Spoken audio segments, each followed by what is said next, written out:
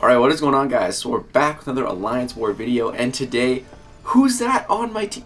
Is that Quake? That's Quake! And I didn't just bring her for the synergy. We're actually going to be using Quake in today's Alliance War. Because this first note here, I was stuck with this path because all the other paths were taken, I had to take it. I'm like, alright, there's a thing on Tyranny here or whatever. And I'm just like, who am I going to use for this? There's also a Void up next. And for that Void, I usually like to use Ghost with full team, but Ghost with like Wasp and Hood, I don't think can take this thing.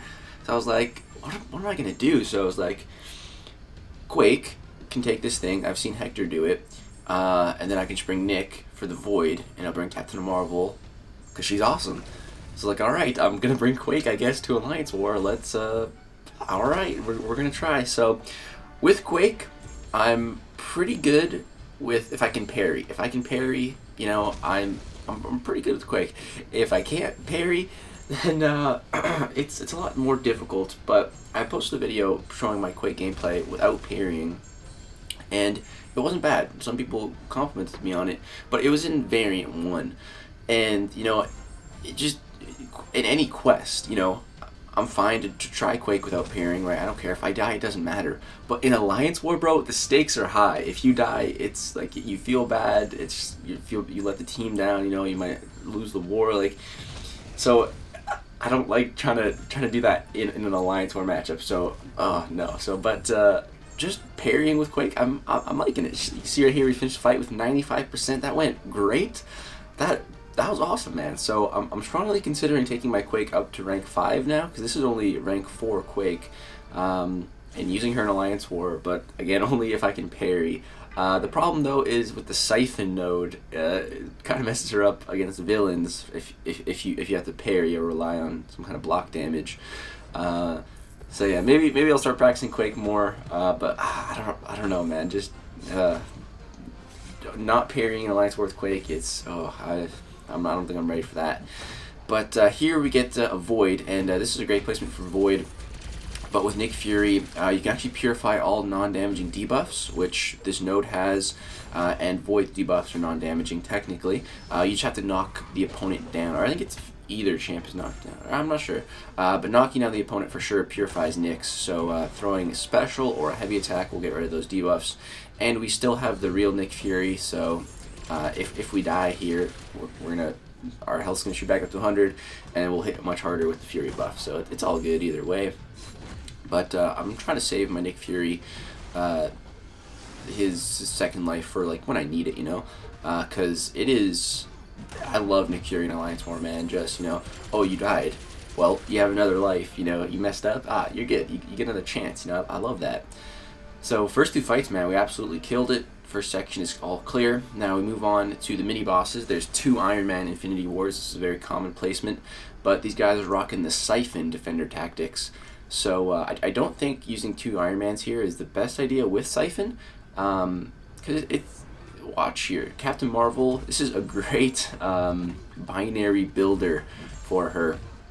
Iron Man Infinity War, you can get 4 binary charges, because you can, if you know how to reparry, you can get 2 parries off really easily, and boom, look at that, we're 20 seconds into this fight and we already hit binary.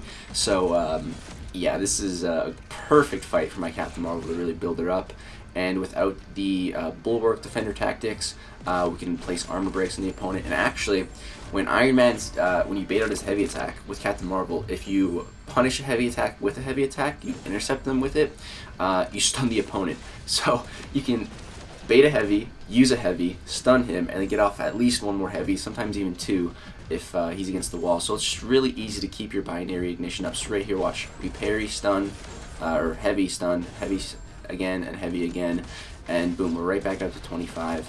And yeah, everything is going great here. I'm gonna bait out another heavy attack because of those armors. I just want to be safe here, and boom, we finished the fight with 25 binary ignition. That was perfect fight, man. Built up Captain Marvel. That was just great. Now moving into the next section, I actually switched to Path 9. So we're going to be taking the reverse control stuff because there was an invisible woman. I had Nick Fury, so I was like, I'll just take it. I think it'll be a bit safer. And then we had a clairvoyant here on the first fight. So my controls are inversed right now, or reversed. So I got to be careful. So I'm not gonna try to dex. I'm only gonna try to parry so that I don't like screw myself up. So I'm just gonna heavy and parry, and that way I don't have to worry about the reverse controls, right? But Clairvoyant started gaining power because she's gaining some of her clairvoyance charges. I was like, oh crap, I'm gonna have to bait out a special attack. This is not good. So I'm still inverted right now, but then you see the little timer wears off, so now my controls are back to normal. So it kind of switches. It's no weird, man. But I need to bait out this special attack, so I'm trying to leave myself open here.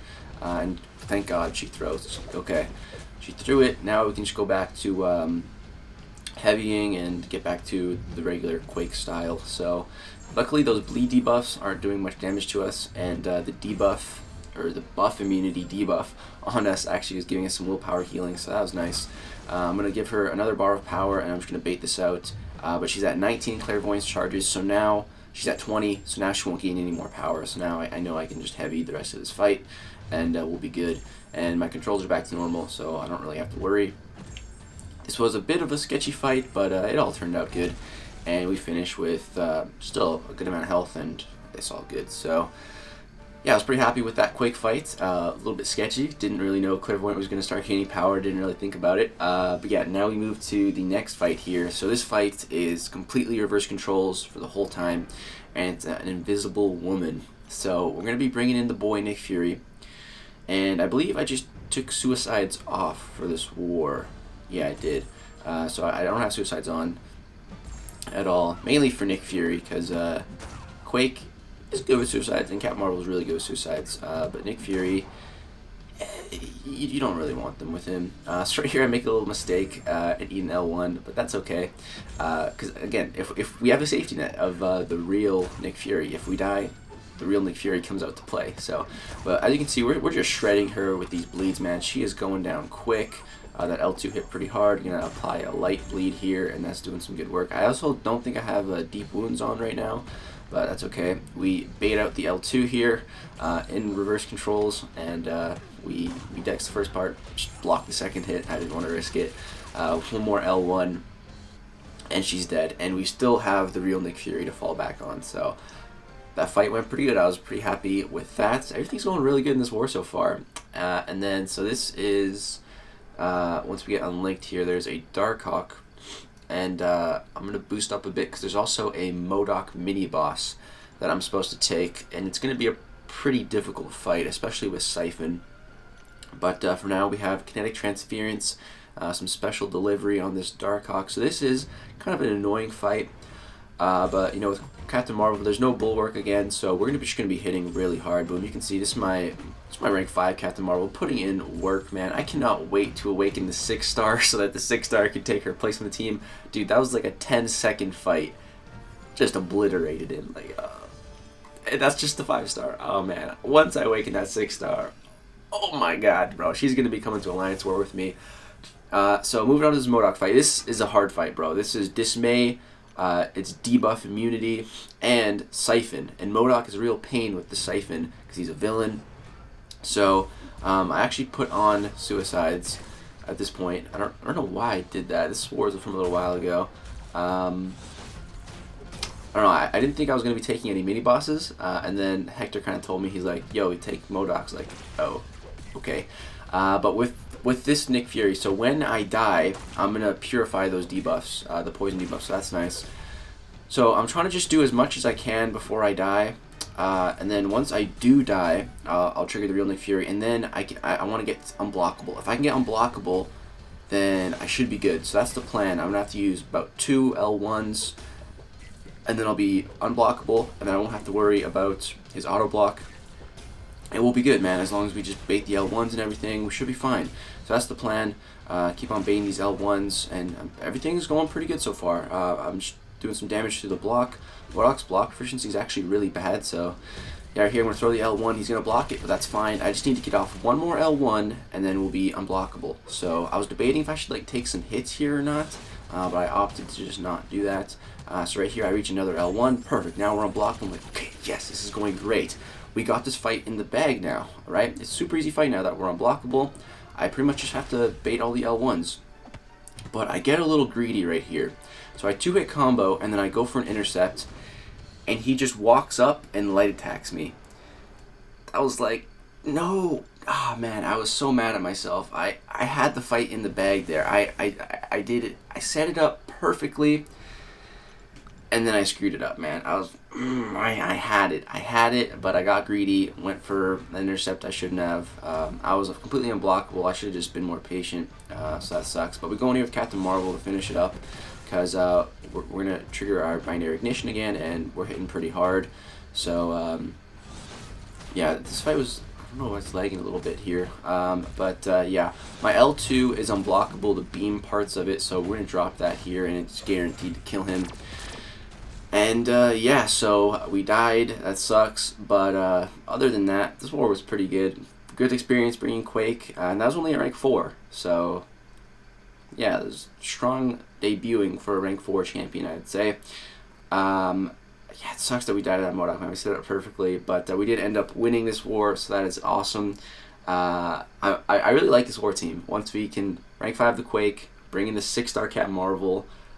We just need a 6-star Nick Fury, and this team would be, oh my god, it'd be so insane. But that's going to do it for this war video, guys. Drop a thumbs up if you did enjoy it. Let me know what you thought of the Quake gameplay. Thank you guys so much for watching. Peace out.